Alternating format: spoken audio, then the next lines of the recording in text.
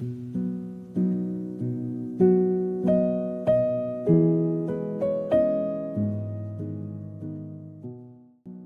Cina, sebuah kawasan bersejarah di jantung kota Bengkulu, adalah saksi bisu perjalanan peradaban masyarakat Tionghoa di tanah kota Bengkulu. Lebih dari sekedar wilayah pemukiman, kawasan ini menjadi bagian tak terpisahkan dari cerita besar kota Bengkulu. Kehadiran masyarakat Tionghoa di Bengkulu telah memberikan kontribusi yang signifikan dalam membangun identitas kota. Sejak masa kolonial, hingga kini, jejak mereka tercermin dalam arsitektur, kuliner, dan tradisi. Kalau bicara tentang sejarah terbentuknya Kampung Cina di Bengkulu, kita perlu sedikit bercerita tentang orang-orang Cina yang mulai bercokol di Bengkulu. Nah, dari beberapa referensi,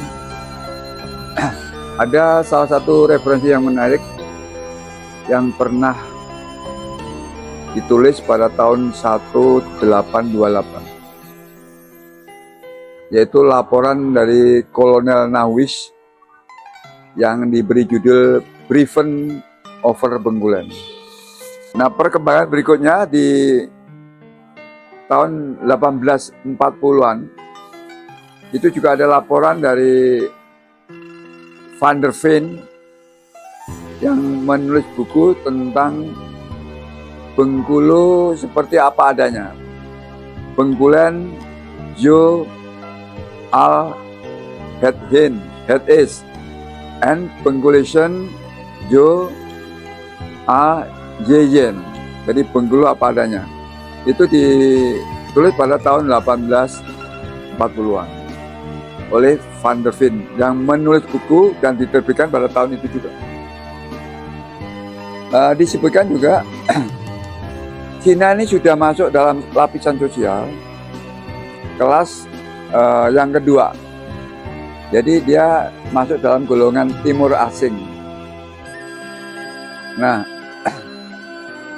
pada saat itu di zaman kolonial Belanda, orang Cina ini sudah banyak yang berhasil.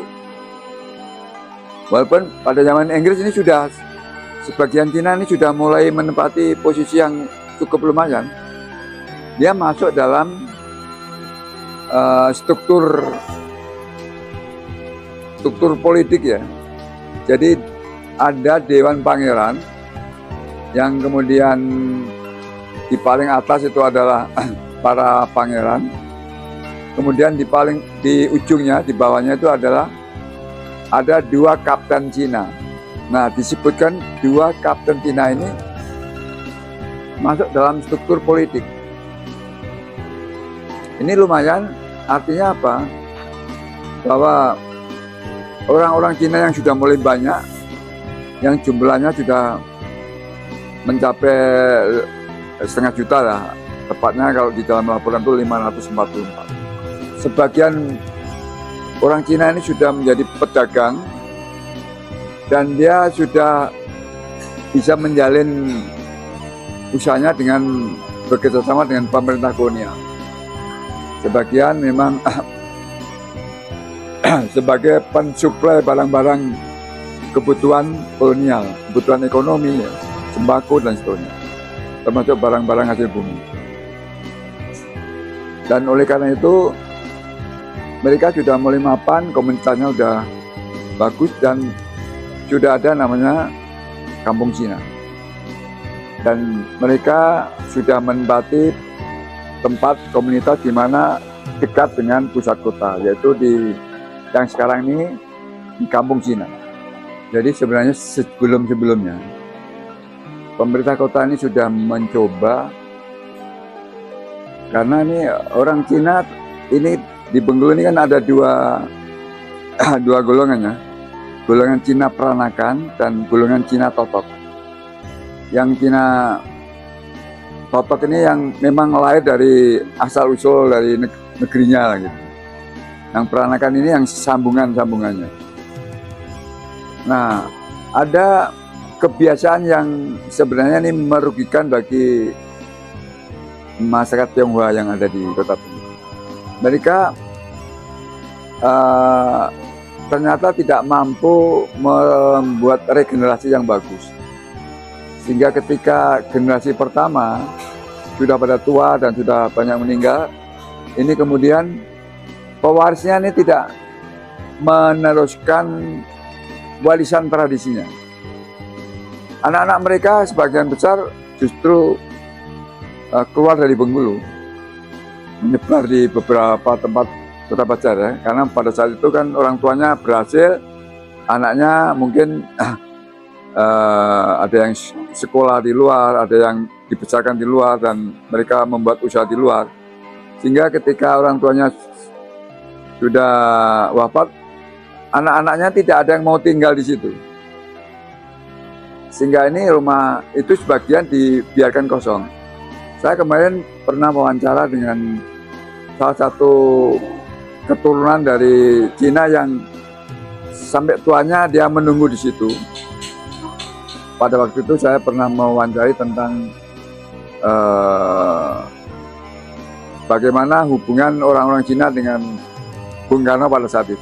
Ternyata Bung Karno dulu sering langganan mampir di toko mereka.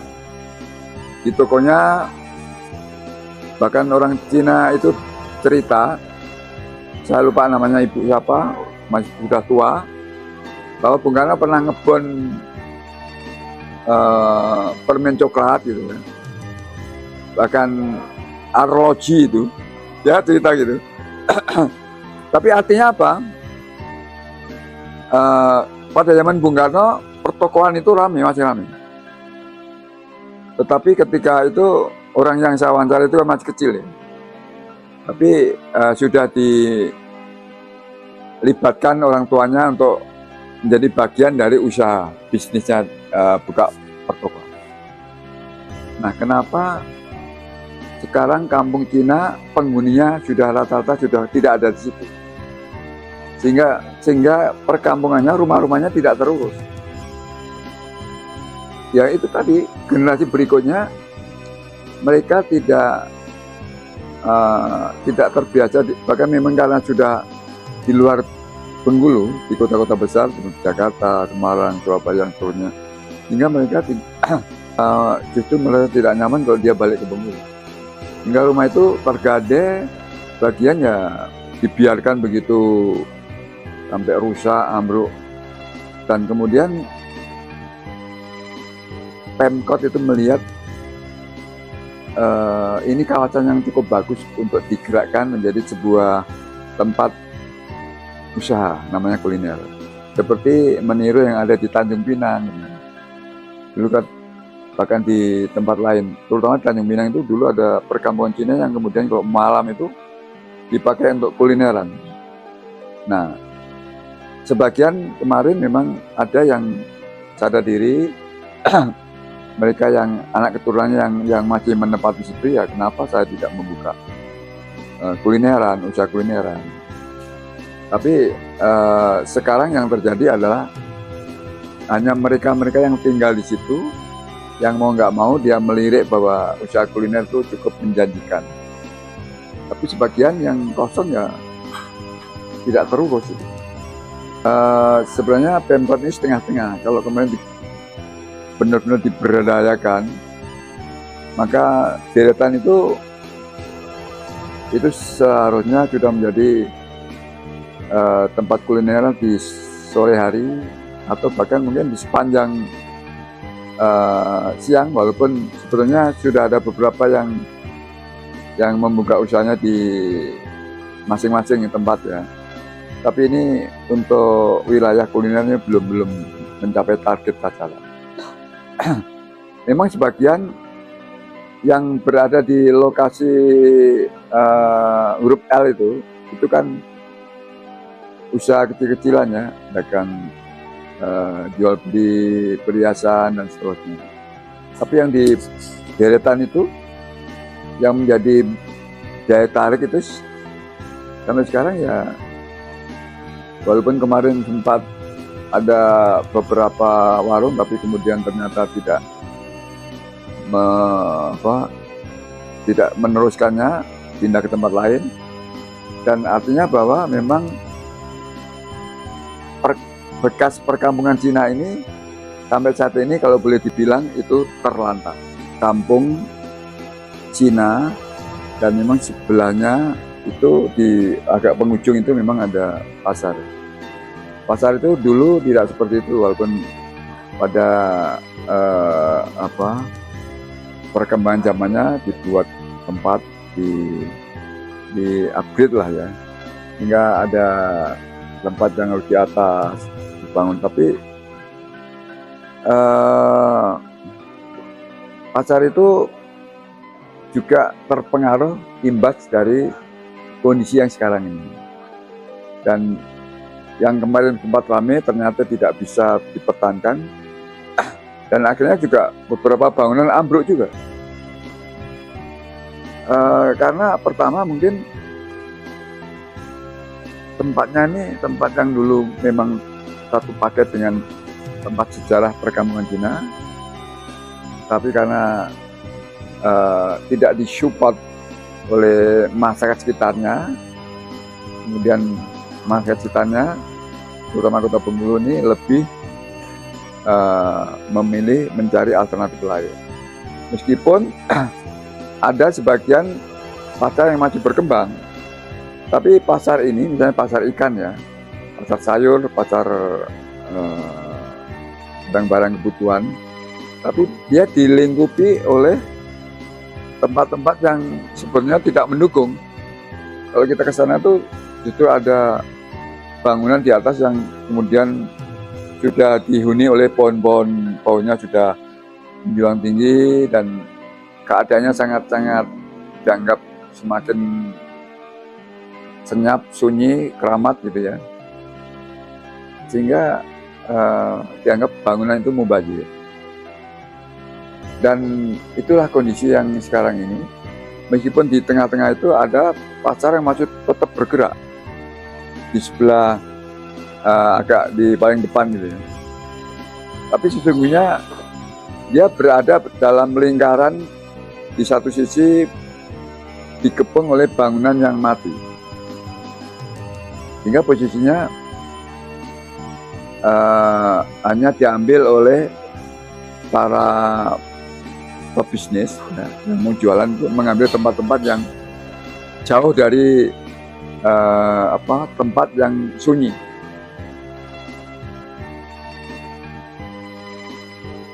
Perjalanan peradaban masyarakat Tionghoa di tanah Kota Bengkulu. Lebih dari sekedar wilayah pemukiman, kawasan ini menjadi bagian tak terpisahkan dari cerita besar Kota Bengkulu. Kehadiran masyarakat Tionghoa di Bengkulu telah memberikan kontribusi yang signifikan dalam membangun identitas kota. Sejak masa kolonial hingga kini, jejak mereka tercermin dalam arsitektur, kuliner, dan tradisi. Namun, di balik keindahan dan kekayaan budaya ini, terselip keprihatinan. Banyak bangunan tua di pecinan kini berada dalam kondisi memprihatinkan. Dinding yang mulai retak, atap yang bocor, dan kayu yang lapuk menjadi bukti perlunya perhatian serius untuk pelestarian kawasan ini. Tanpa perawatan yang rutin dan tepat, bangunan-bangunan ini perlahan kehilangan identitasnya. Bahkan, beberapa di antara telah berubah fungsi menjadi bangunan modern, menghilangkan nilai sejarah yang tak tergantikan. Penting bagi kita untuk melihat kawasan pecinan bumi Rafflesia ini bukan hanya sebagai sisa masa lalu, tetapi sebagai aset budaya yang harus dilestarikan. Upaya pelestarian tidak hanya menyelamatkan bangunan fisik, tetapi juga menjaga cerita, tradisi, dan semangat komunitas yang telah hidup selama ratusan tahun. Siapa sangka, di tengah hiruk pikuk Kota Bengkulu, tersembunyi sebuah kawasan bersejarah yang kaya akan budaya dan cerita masa lampau. Inilah pecinan bumi Rafflesia, saksi bisu perjalanan panjang sejarah Kota Bengkulu. Kampung Cina di Bengkulu berdiri sejak zaman penjajahan Belanda dan Inggris. Sejak abad ke-18, para pendatang dari Tiongkok tiba di pesisir Bengkulu untuk berdagang. Mereka tinggal dan membangun kehidupan di sini, sehingga terbentuklah kawasan yang dikenal sebagai Kampung Cina. Para pendatang ini awalnya datang sebagai pedagang. Mereka berdagang rempah, kain, dan barang-barang lainnya. Namun seiring waktu, mereka mulai menetap dan berkeluarga di sini, membaur dengan penduduk lokal, dan akhirnya membentuk komunitas unik yang mempertahankan tradisi Tionghoa. Bangunan di Kampung Cina memiliki ciri khas arsitektur Tionghoa yang unik, dengan atap melengkung dan ornamen-ornamen tradisional.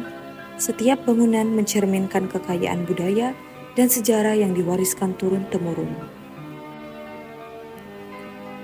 Kampung Cina di Bengkulu bukan sekedar kawasan, tetapi simbol dari harmoni budaya yang sudah terjalin sejak ratusan tahun. Di sini, perbedaan justru menjadi kekuatan. Kampung Cina adalah bukti bahwa sejarah dan budaya dapat hidup berdampingan dan memperkaya kehidupan masyarakat. Penting bagi kita untuk melihat kawasan pecinan Bumi Rafflesia ini bukan hanya sebagai sisa masa lampau, tetapi sebagai aset budaya yang harus dilestarikan. Dengan perencanaan yang matang, kawasan ini memiliki potensi besar untuk menjadi destinasi wisata budaya yang menarik, meningkatkan kesadaran masyarakat tentang pentingnya menjaga warisan leluhur. Upaya pelestarian tidak hanya menyelamatkan bangunan fisik, tetapi juga menjaga cerita, tradisi, dan semangat komunitas yang telah hidup selama ratusan tahun. Kolaborasi antara pemerintah, masyarakat, dan pihak swasta sangat dibutuhkan untuk mewujudkan ini. Pecinan Bumi Rafflesia adalah cerminan dari perjalanan waktu. Menjaga dan merawatnya adalah tanggung jawab kita semua, agar generasi mendatang dapat menikmati warisan ini bukan hanya sebagai kenangan, tetapi juga inspirasi.